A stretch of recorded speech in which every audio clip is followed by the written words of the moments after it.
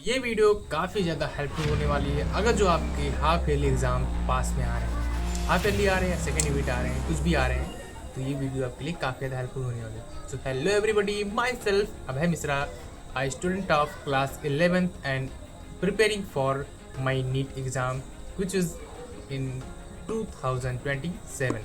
So I am in class 11th. So I have passed class 9th and class 10th.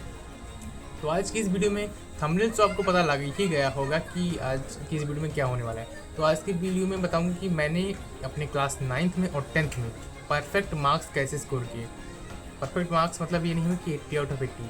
Perfect marks मतलब ये हो गया 78 79। मेरे class 9th में 79 marks थे साइंस में और क्लास 10th में 78 मार्क्स थे। और वो भी एक मार्क्स मेरा कटा नहीं था, वो सर ने जल्दी जल्दी मुड़ा दिया। पीके में मैंने बताया कि हाँ सर ऐसा था, तो उन्हें बोला ठीक है बेटा आपका मार्क्स ठीक है। अगर तुम्हें नहीं देखा है तो उन्हें देखा, बोला ठीक है मार्क्स आपका, तो फिर बढ़ाना बोल गए, लेकिन मार्क्स में 79।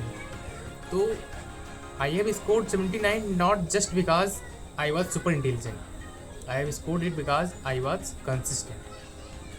मतलब कि मैं ऐसा नहीं करता था कि मेरी स्ट्रेटेजी ये है, मैं आपको पहले इंट्रो बताता हूँ कि ये स्ट्रेटेजी थी कि मैं ऐसा नहीं कि मैं केवल साइंस को ही 4-4 घंटे 5-5 घंटे डेली पढ़ रहा हूँ, बल्कि कंसिस्टेंट से 30 मिनट 35 मिनट 40 मिनट डेली। मैंने अगर जो आप मेरी बात ही मानिए, अगर जो आप लोग अपने माइंडसेट को चेंज नहीं कर सकते कि हाँ साइंस बहुत ही ज़्यादा हार्ड है, तो आपके माइंड में वो ऐसा माइंड में जो है बन जाएगा कि हाँ साइंस जो है वो हार्ड है। मैंने अपने माइंडसेट को चेंज किया कि no, science is not just hard, it is so easy. तो वहीं से आपकी जो एक साइकोलॉजी कहती है कि जो आपको आप ऐसा सोचते हैं तो वो चीज़ आपको सीखने में 10 टाइम ईजियर हो जाती है। तो सबसे पहले आप अपने माइंड के अप्रोच को बदलिए, अपने माइंडसेट को बदलिए कि हाँ साइंस ज़्यादा हार्ड नहीं है, साइंस जस्ट ईजी है। उसमें है क्या, अगर जो आपका फिजिक्स है लॉजिक बेस्ड है, केमिस्ट्री है केमिकल बेस्ड है, और बायोलॉजी तो क्लास 9th और 10th में बहुत इजी है क्योंकि वो लाइफ बेस्ड ही है। आपकी लाइफ में जो हो रहा है वो अभी जब आप क्लास 11th में आएंगे तब आपको पता लगेगा कि हाँ बायोलॉजी क्या होता है, क्योंकि जितना आपका क्लास 10th में जितनी पूरी बायोलॉजी है, क्लास 11th के केवल एक ही चैप्टर में आपकी जितनी बायोलॉजी निपट जाएगी। तो वो अगर जो आप क्लास 11th में आएंगे तब आपको पता लगेगा। अभी आपको लग रहा होगा कि हाँ काफ़ी ज़्यादा टफ है, कितना पढ़ना पड़ रहा है, तो वो क्लास 11th में आने के बाद में पता लगेगा कि आप कितना पढ़ रहे थे और अब कितना पढ़ना पड़ेगा। तो आप फिर से अपने पॉइंट पे आते हैं। तो स्ट्रेटेजी आपको ये बनानी है कि अगर जो आपके फिजिक्स में मार्क्स अच्छे नहीं आ रहे तो थ्योरी पे तो आप फोकस करिए, 50% थ्योरी पे फोकस करिए और 50% अगर जो आप न्यूमेरिकल नहीं लगा रहे हैं, क्योंकि 100% मैं दावे के साथ में कह रहा हूँ कि जो आपके मार्क्स फिजिक्स में कट रहे हैं तो वो न्यूमेरिकल में ही कटेंगे। यहाँ नहीं कटेंगे अगर जो, तो आपके बोर्ड एग्जाम में जाके न्यूमेरिकल में मार्क्स कट जाएंगे। तो इस वजह से अगर जो आप 20 मिनट डेली 30 मिनट डेली अगर जो थ्योरी पढ़ रहे हैं तो उतना ही टाइम दीजिए अपने न्यूमेरिकल को, फिजिक्स के लिए। और केमिस्ट्री के लिए थ्योरी मस्ट इंपॉर्टेंट है। 70% 60% थ्योरी हो गया और 30% आपके केमिकल रिएक्शंस हो गए कि हाँ अगर ये केमिकल हो रहा है तो इसमें रिएक्टेंट क्या है, प्रोडक्ट क्या बनेगा, और इसमें ये सब जरूर याद करना है। क्योंकि अगर जो आप एस चांद को उठा लीजिए, अगर जो आप अभी एस चांद को उठा के पढ़ रहे हैं, अभी तो एनसीईआरटी आप स्टिक रहिए, तो एस चांद को उठा लीजिए तो पढ़ेंगे उसमें तो ये दिखाएगा कि हाँ इसका रिएक्टेंट था, प्रोडक्ट क्या। एस चांद में ऐसा ही है कि आपके उसमें न्यूमेरिकल नहीं है, आपको स्टेटमेंट दे दिया जाएगा कि हाँ ये रिएक्शन है, इसमें प्रोडक्ट क्या बनेगा, वो आपको पूछा जाएगा। और जो रिएक्टेंट है तो एक रिएक्टेंट में ऐसा रहेगा कि एक रिएक्टेंट दे दिया जाएगा, एक रिएक्टेंट खाली हो गया और प्रोडक्ट दे दिया गया, पूछा कि किससे रिएक्ट करेगा ये प्रोडक्ट बनाने के लिए, तो वो उसमें दिया रहेगा। इस तरह अगर आप एस चांस से प्रैक्टिस करेंगे तो आपको पता लगेगा। हाँ मैं ये नहीं कह रहा हूँ कि आप 10 बुक पढ़िए, don't read just 10 book, read 1 book but read it perfectly. मैंने ही ऐसा किया था। एस चांद तो मैंने बाद में पढ़ लिया था, वैसे थोड़ा और मेरा एनसीईआरटी क्लियर हो गया था अच्छे से, इस वजह से मैंने एस चांद पढ़ लिया। So please ignore background noise, I don't have the mic, so try to manage anyway. तो बात करते हैं, मैंने एनसीईआरटी स्टिक रखा है। एनसीईआरटी को मैं हर अपनी वीडियो में, अगर जो आप मेरे रेगुलर व्यूअर हैं तो आपको पता लगेगा कि मैं हर एक वीडियो में बताता हूँ एनसीईआरटी को, गीता बाइबल कुरान जो आपको मानना है वो मानिए। और आप इस तरह भटकी ना कि हाँ मेरा वो दोस्त वो ले रहा है, वो पढ़ रहा है तो मैं ये क्यों नहीं ले रहा हूँ। डोंट गो हियर एंड, अपनी एनसीईआरटी पे फोकस्ड रहिए। जब आपकी पूरी एनसीईआरटी की थ्योरी 2-3 बार एक चैप्टर की हो जाए, उसके सारे क्वेश्चंस हो जाएं, आपको लगे कि हाँ सारे क्वेश्चन हो रहे हैं, अगर जो आप नींद में भी आपको कोई नींद में भी क्वेश्चन पूछ रहा है एनसीईआरटी के तो आप रात से जवाब दे दें। तब आप दूसरी बुक को प्रेफर करिए। मैं आपको तभी प्रेफर करूँगा कि आप दूसरी बुक लीजिए। मेरा ऐसा हो गया था तो मैंने लिया नहीं था, मेरे एक सीनियर थे तो उन्होंने मुझे सजेस्ट किया कि मेरे पास रखी हुई है तो आप ले सकते हैं। तो मैंने ले लिया, उसे पढ़ा, तो मुझे पता लगा कि हाँ इसे भी पढ़ना चाहिए। जो अपनी क्लास 11th-12th में अगर जो नीट ले रहे हैं, मतलब नीट की प्रिपरेशन कर रहे हैं, तो बायोलॉजी को अच्छे से पढ़ना चाहिए।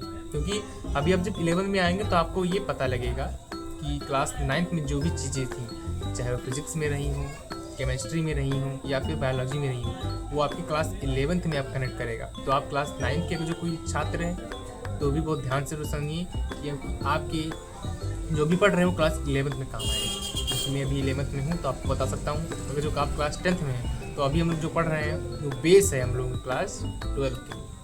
तो आप ये मत समझिए कि आप क्लास 9th में हैं तो आपके लिए वीडियो नहीं है, आप क्लास 10th में हैं तो आपके लिए वीडियो नहीं है।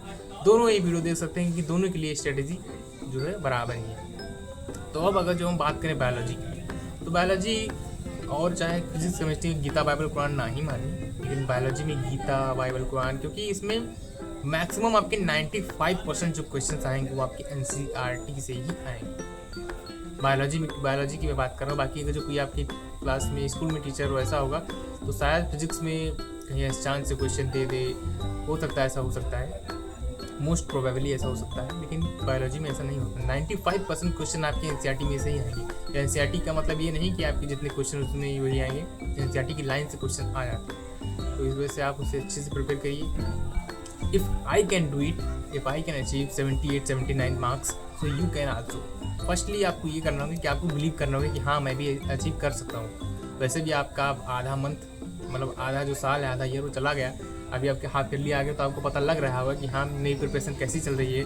कुछ बच्चे जो क्लास 10th में आएंगे उन्होंने सोचा होगा कि हाँ आपकी बात तो मैं ही टॉप मारूंगा, वो तो 6 महीने आपके कब निकल गए आपको पता ही नहीं लगेगा। ऐसा मेरे साथ भी हुआ था। बट क्लास 10th में ऐसा है कि आप एंड मोमेंट में जितना फाइट कर पाएँ, यानी कि जब आपके 2-3 महीने मिलेंगे उधर नवंबर, दिसंबर, जनवरी, फरवरी, उतने में कितना फाइट करेंगे उतने में ही आपकी परसेंटेज बन जाएगी। तो पैनिक नहीं होना है। मैं ऐसा भी नहीं कह रहा हूँ कि पैनिक नहीं होना है, इसका मतलब कि पढ़ना ही छोड़ दें। हाँ नवंबर दिसंबर से पढ़ेंगे, अभी से पढ़ना स्टार्ट कीजिए। अगर जो आप डेली का 5-6 घंटे नहीं पढ़ पा रहे हैं तो 30 मिनट, 35 मिनट, 40 मिनट पर सब्जेक्ट आप दीजिए। अगर जो आप इतना कंसिस्टेंट दे रहे हैं तो 70+ मार्क्स, 75+ मार्क्स आपकी ईजिली जो है आ जाएंगे। तो मैं होप करता हूँ कि आपको ये वीडियो हेल्पफुल लगी होगी। अगर जो आपको ऐसा ही सोशल साइंस में देखना हो कि हाँ आपकी सोशल साइंस में कैसे हैं, तो सोशल साइंस के लिए भी मैंने एक वीडियो डाल रखी है, आप उसे भी देख सकते हैं। और अगर जो आपकी वीडियो अच्छी लगी हो तो अपने दोस्तों को भी शेयर करें। ऐसा ना करें कि हाँ मैं जान गया तो अपने दोस्तों को ना बताऊँ, क्योंकि आप उन्हें जब बताएंगे तो कंपटीशन बढ़ेगा कि हाँ आप दोनों कंप्लीट करेंगे तो आपके उसमें जो परफॉर्मेंस में और ज़्यादा ही जो सुधार आएगा। तो अगर जो आपको कोई भी अभी भी साइंस में कोई भी दिक्कत आ रही है तो कमेंट में ज़रूर बताएं, मैं आपको आपके कमेंट का रिप्लाई दूंगा। और सब्सक्राइब करना ज़रूर ना भूलें, क्योंकि इस जो मेरा ये पर्टिकुलर चैनल है इस पर आपको study related tips, tricks experience के साथ में मिलती रहेंगी। और बाकी जो भी अन्य चीज़ें हैं वो भी मैं, जैसे मिस्टर हैकर जो वीडियो डालता है उस टाइप की वीडियो भी मैं डालता रहता हूँ। क्योंकि आप ऐसा रहे कि हाँ मैंने चैनल सब्सक्राइब किया है, केवल स्टडी, नॉट ओनली स्टडी, हम फन भी करते हैं और वो भी वीडियो डालते हैं। तो मैं आपसे फिर बोल रहा हूँ, please subscribe my channel and also share in your groups, also share to your colleagues, to your friends to subscribe me, so that I can make extraordinary content for you. So thank you, bye bye, helpful। अगर जो video लगा तो like करें, bye bye, thank you.